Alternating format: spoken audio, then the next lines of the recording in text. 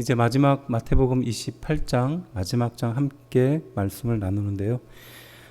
이 말씀은 부활하신 예수님 그리고 사역의 완성을 말씀하시는 예수님 그리고 그 사역에 대해서 바로 우리 인간들에게 그 사역을 구체적으로 맡기는 것으로 마무리를 하고 있습니다. 예수님을 만났을 때 여인들의 감정이 어땠을까요? 8절은 무서움과 큰 기쁨으로 표현하고 있습니다. 우리가 인간이 하나님을 만났을 때 느끼게 되는 감정 그 두 가지가 바로 두려움과 기쁨 이 두 가지를 표현하고 있죠. 그래서 구약에 있는 성경 또한 하나님을 만났던 그 많은 인물들이 바로 무서움과 이 기쁨 두 가지 감정을 갖게 되는 것을 볼 수 있습니다. 그래서 예수님이 그 사람들을 만나서 처음으로 하셨던 말씀이 좀 의미가 있는데요. 평안하냐라고 묻고 계시죠.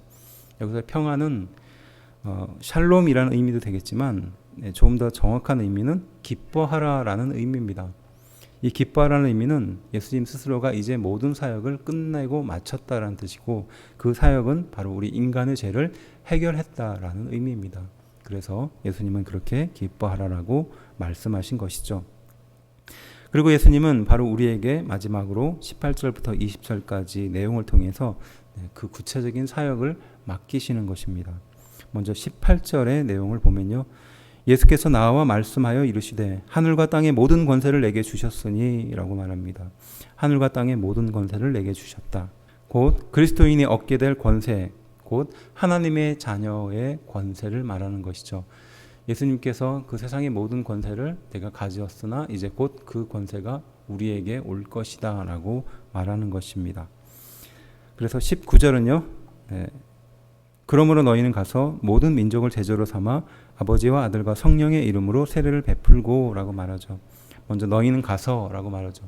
너희는 먼저 가라라는 겁니다. 그러니까 먼저 행하라는 것이죠. 어떤 일들이 다 준비가 된 상태로 그것을 가고 행동하는 것이 아니라 너희는 먼저 가라는 것입니다. 행동하라라고 말씀하십니다. 그리고 모든 민족을 제자로 삼아 이것은 이스라엘 백성에게 제한된 것이 아니라 모든 민족에게로 이 복음이 전해지고 제자로 삼게 되었다라고 말하는 것이죠.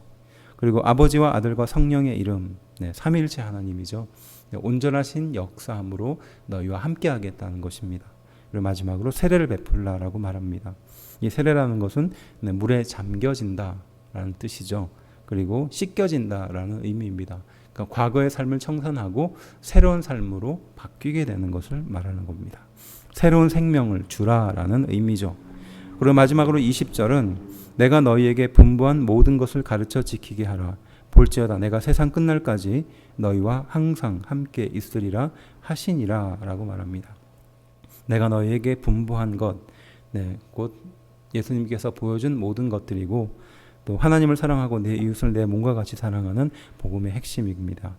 또 세상의 모든 죄를 위해서 예수님이 오셨고 예수님을 통해서 이 세상의 모든 인간이 죄를 해결할 수 있다라는 그것을 말씀하시는 것이죠.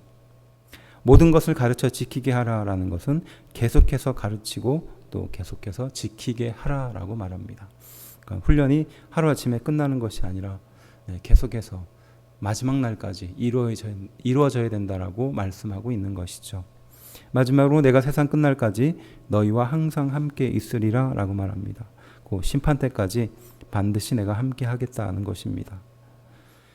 우리는 이 말씀을 통해서 예수님의 그 사역에 대해서 구체적으로 알게 되었습니다. 그리고 그 사역은 우리가 어떻게 이 세상을 살아가며 어떤 기준을 가지고 살아가야 하는지도 구체적으로 알게 되었습니다.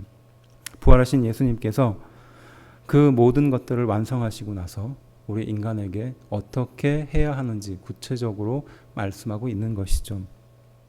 우리가 가지고 있는 모든 것들, 모든 능력들은 하나님으로부터 왔으며 우리는 그것을 믿고 의지해서 세상의 모든 사람들을 제자로 삼고 또 하나님의 능력으로 세례를 베풀고 그들을 변화시키며 그들에게 사랑을 전하고 복음의 진정한 자유를 전하며 그들이 끝까지 하나님의 말씀을 지키도록 가르쳐 지키게 하라라고 말씀합니다.